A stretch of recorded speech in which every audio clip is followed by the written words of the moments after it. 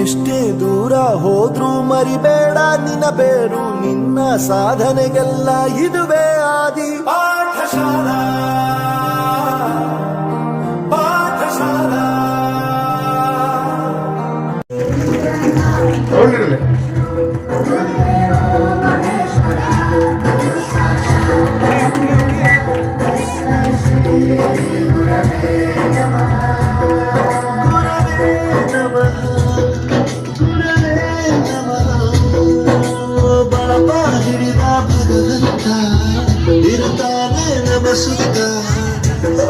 ಒಟ್ಟಾರೆಯಾಗಿ ಸಾರ್ ಬಗ್ಗೆ ಹೇಳ್ಬೇಕಾದ್ರೆ ವಿಷಯ ಬೋಧಿಸುವುದರಲ್ಲಿ ಹಿಂದಿ ಪಂಡಿತರ ಆದರೂ ಎಲ್ಲಾ ವಿಷಯಗಳನ್ನು ಬೋಧಿಸಬಲ್ಲ ಸಕಲ ಕಲೆಗಳ ವಲ್ಲಭರು.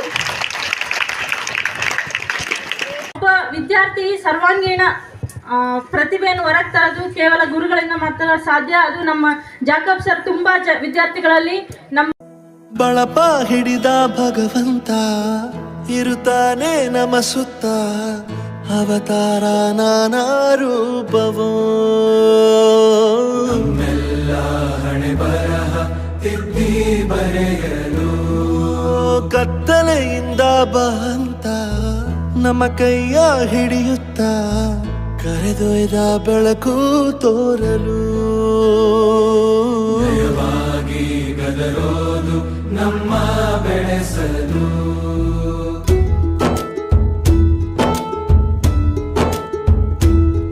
ಭಾಷೆ ಅಮೃತ ಕುಡಿಸೋ ತಾಯಾಗಿ, ಭಾಷೆ ಅಮೃತ ಕುಡಿಸೋ ತಾಯಾಗಿ, ಭವಿಷ್ಯ ಬರೆವಂತ ತಂದೇನೋ ಆಗಿ, ಬರೆವಂತ ತಂದೇನೋ ಆಗಿ, ಚಂದದ ಜೀವನನ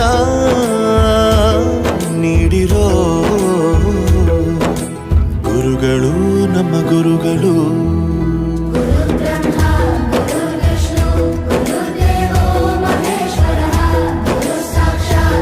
ಸರ್ ಕೊರ್ಲಗುಂದಿಗೆ ಬರೀ ವ್ಯಕ್ತಿ ಆಗಿದ್ದಿಲ್ಲ, ಅವ್ರನ್ನ ಶಕ್ತಿ ಆಗಿದ್ರು. ಯಾವುದೇ ಒಂದು ಕಾರ್ಯಕ್ರಮಕ್ಕೆ ನೀವು ಹೋಗಿರಿ ಅಂದರೆ ಯಾವ ಸಾರಪ್ಪ ಯಾವ ಸ್ಕೂಲರಪ್ಪ ಅಂದರೆ ನೀವು ಎ.ಜೆ. ಜಾಕಬ್ ಸರ್ ಇದ್ದಾರೆ ಅಂದರೆ ಯಾವುದೇ ಕೆಲಸ ಆಗಿರ್ಬೋದು ಪಟಾಪಟ್ ಆಗ್ತತೆ ಅಂತ. ಯಾಕಂದರೆ ಇಂಥ ಒಂದು ವಿಚಾರ ಗೊತ್ತಿದ್ದಿಲ್ಲ, ಇಂಥ ಒಂದು ಡಿಪಾರ್ಟ್ಮೆಂಟ್ ಗೊತ್ತಿದ್ದಿಲ್ಲ ಅಂತಲ್ಲ, ಅವ್ರಿಗೆ ಯಾವುದೇ ಬೇರೆಯವ್ರು ಸಹಾಯ ಮಾಡೋಂಥವ್ರು ಸಿಕ್ಕಿದ್ರು, ಆದರೆ ಬೇರೆಯವ್ರ ಸಹಾಯನ ನಿರೀಕ್ಷೆ ಮಾಡ್ತಿದ್ದಿಲ್ಲ. ಯಾವೊಂದು ಕಾರಣಕ್ಕೆ ನಿರೀಕ್ಷೆ ಮಾಡ್ತಿದ್ದ ಅಂದರೆ ಎಲ್ರಿಗೂ ಕಷ್ಟ ಅಂದರೆ ಏನಂತ ಅರಿವಾಗಬೇಕು, ಕಷ್ಟದ ನಿಯಮ ಏನಂತ ತಿಳಿಬೇಕು. ಅದರಿಂದ ಯಾವ ವ್ಯಕ್ತಿಗೆ ಪೋಷಕಾಂಶಗಳ ಕೊರತೆ ಇರುತ್ತೆ ಅದಕ್ಕೆ ಸತ್ವಯುತವಾದಂಥ ಪೋಷಕಾಂಶಗಳನ್ನ ನೀಡುವುದರ ಮೂಲಕ ಕಷ್ಟ ಇರುವಂಥ ವಿದ್ಯಾರ್ಥಿಗಳಿಗೆ ಆಗಿರ್ಬೋದು, ಕಲಿಕೆಯಲ್ಲಿ ಹಿಂದುಳಿದ ವಿದ್ಯಾರ್ಥಿಗಳಿಗೆ ಅಂತಾಗಿರ್ಬೋದು, ಆ ವಿದ್ಯಾರ್ಥಿಗಳಿಗೆ ತಕ್ಕ ಮಟ್ಟದಲ್ಲಿ ವಿದ್ಯಾಭ್ಯಾಸ ನೀಡಿ ಅವರ ಕಲಿಕಾ ಜ್ಞಾನ ಸಾಮರ್ಥ್ಯವನ್ನು ಅರಿತು ಅವರಿಗೆ ಉನ್ನತವಾದಂಥ ವ್ಯಾಸಂಗ ಮಾಡೋದ್ರಲ್ಲಿ ಕೂಡ ಅವರು ಸಾಕಷ್ಟು ಮುಂದುವರೆದಿದ್ದಾರೆ. ದ್ವಿತೀಯ PUCಯಲ್ಲಿ ಗಣಿತ ವಿಷಯದಲ್ಲಿ ಫೇಲ್ ಆಗಿದ್ದೆ ನಾನು. ಆ ವಿಷಯ ಫೇಲ್ ಆಗಿ ಮನೇಲಿ ಕೂತಿದ್ದೆ. ಫೇಲ್ ಆದಾಗ ಫೇಲ್ ಆದಂಥ ಒಬ್ಬ ವಿದ್ಯಾರ್ಥಿಯನ್ನು ಈ ಶಾಲೆಗೆ ತಂದು ಅದೇ ಗಣಿತ ಒಂದು ವಿಷಯಕ್ಕೆ ಬೋಧಕನಾಗಿ ಪರಿಚಯ ಮಾಡಿದರು ಜಾಕಬ್ ಸರ್ ಅವರು. ಈ ಶಾಲೆಗೆ ನಾನು ಮೊಟ್ಟ ಮೊದಲು ಬಂದದ್ದು 2020 ಜನವರಿ 3ನೇ ತಾರೀಕಿಗೆ. ಗಣಿತ ಶಿಕ್ಷಕರ ಒಂದು ಕೊರತೆಯಿಂದಾಗಿ ನಾನು ಬಂದು ಪಾಠ ಮಾಡೋಕ್ಕೆ ಕೇಳಿದ್ದೆ. ಫೇಲ್ ಆದ ವಿಷಯಕ್ಕೆ ಪಾಠ ಮಾಡಬಲ್ಲೆ ಅನ್ನುವಂಥ ಒಂದು ಧೈರ್ಯವನ್ನು ತುಂಬಿದಂಥವರು ಜಾಕಬ್ ಸರ್ ಅವರು. ಕುದುರೆ ಇರುತ್ತೆ, ಆ ಕುದುರೆಗೆ ಒಬ್ಬ ರಾಜನಿಗೆ ಅದು ಮುಖ್ಯವಾದ ಕುದುರೆ ಆಗಿರ್ತದೆ. ಅದನ್ನು ಯಾವಾಗಲೂ ಯುದ್ಧಕ್ಕೆ ಹೋದಾಗಲೆಲ್ಲ ಅದನ್ನು ಜೊತೆಗೆ ಕರ್ಕೊಂಡು ಹೋಗ್ತಾನೆ ಇರ್ತಾನೆ. ಹಂಗೆ ಹೋಗ್ತಾ ಇರಬೇಕಾದ್ರೆ ಅದು ಕುಂಟ್ತಾ ಇರ್ತದೆ ಜಾಸ್ತಿ.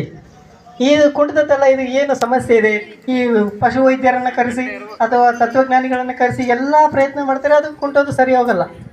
ಯಾಕೆ ಇದು ಕುಂಟೈತೆ, ಕಾಲಲ್ಲಿ ಏನಾದರೂ ಮುಳ್ಳಿದೇನಾ ಅಥವಾ ಗಾಯ ಏನಾದರೂ ಆಗಿದೆನಾ, ಒಳಗಡೆ ಏನಾದರೂ ಆಗಿದ್ದೇನೆ, ಎಲ್ಲ ಪರಿಶೀಲನೆ ಮಾಡ್ತಾರೆ, ಏನೂ ಸರಿ ಹೋಗಲ್ಲ. ಆಗ ಒಬ್ಬ ಋಷಿನ ಕರೀತಾರೆ. ಆ ಋಷಿಯನ್ನು ಆತನ ಹತ್ರ ಬಿಟ್ಟಾಗ, ಮಹಾರಾಜರೇ ನಾನು ಆ ಕುದುರೆ ಹತ್ರ ಒಂದು ದಿನ ಕಳಿಬೇಕು, ಆ ನಂತರ ಅದಕ್ಕೆ ತಕ್ಕಂಥ ಒಂದು ಪ್ರಯತ್ನ, ಅದರ ಪರಿಶೀಲನೆ ಮತ್ತು ಅದರ ಒಂದು ಉತ್ತರವನ್ನು ನಾನು ಕೊಡ್ತೇನೆ ಅಂತ ಹೇಳಿದಾಗ ಆಯಿತು ಅಂತ ಹೇಳ್ತಾರೆ. ಒಂದಿನ ನಂತರ ರಾಜನ ಹತ್ರ ಭೇಟಿ ಮಾಡ್ತಾರೆ. ಆಗ ಏನಾಯಿತು, ಕುದುರೆ ಸಮಸ್ಯೆ ಏನು ಅಂತ ಹೇಳಿದಾಗ, ಆ ಕುದುರೆಯ ಸಮಸ್ಯೆ ಏನಿಲ್ಲ ಮಹಾರಾಜರೇ, ಅದರ ಬೋಧಕನನ್ನು ಬದಲಾಯಿಸಿ. ಯಾಕೆಂದರೆ ಆ ಬೋಧಕ ಕುಂಟ್ತಾನೆ, ಕುದುರೆ ಅವನನ್ನು ಅನುಸರಿಸ್ತಾ ಇದೆ ಅಂತ ಹೇಳ್ತಾರೆ. ಅಂದರೆ ನಾನು ಕೂಡ ಅದೇ ರೀತಿಯಾಗಿ ಒಂದು ಬ್ಲೈಂಡಾಗಿ ಏನು ಓದೋದು ಬರ್ತಾ ಇರಲಿಲ್ಲ, ಯಾವ ರೀತಿ ಓದಬೇಕು ಗೊತ್ತಿರಲಿಲ್ಲ, ಸುಮ್ಮನೆ ಹೋಗ್ತಾ ಇದೆ. ಆ ರೀತಿ ಇದ್ದಂಥ ನನ್ನನ್ನು ವಿದ್ಯಾಭ್ಯಾಸದ ಒಂದು ವಿಧಾನವನ್ನೇ ಬದಲಾಯಿಸಿ ಇದೇ ಶಾಲೆಗೆ ಶಿಕ್ಷಕನ ಥರ ಒಂದು ಪರಿಚಯ ಮಾಡಿಕೊಟ್ಟಿದ್ದಾರಲ್ಲ, ಅದು ನಮ್ಮ ಜಾಕಬ್ ಸರ್ ಅವರು.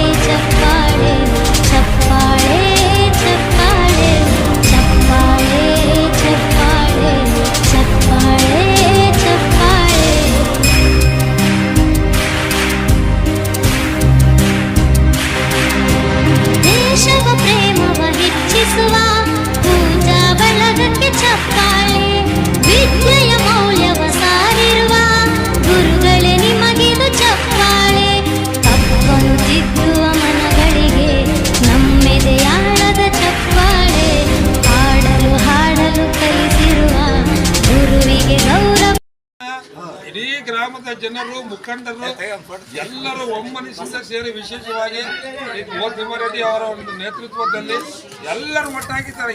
ಒಂದೊಂದು ಹುಡುಗಿಯಿಂದ ಇಟ್ಕೊಂಡು ಇಡೀ ಗ್ರಾಮ ಒಂದಾಗಿ ನನಗೆ ಈ ಒಂದು ಸನ್ಮಾನ ಕಾರ್ಯವನ್ನು ಇಟ್ಕೊಂಡಿದ್ದು ನನ್ನ ಒಂದು ಭಾಗ್ಯ ಅನ್ಕೊಂತ ಹೇಳ್ತೀನಿ. ಆ 20 ವರ್ಷಗಳು ಒಂದೊಂದು ದಿವಸ ಎಷ್ಟು ಕಷ್ಟಪಟ್ಟಿನೋ ಏನೇನಾಯ್ತು ಗೊತ್ತಿಲ್ಲ ನನಗೆ.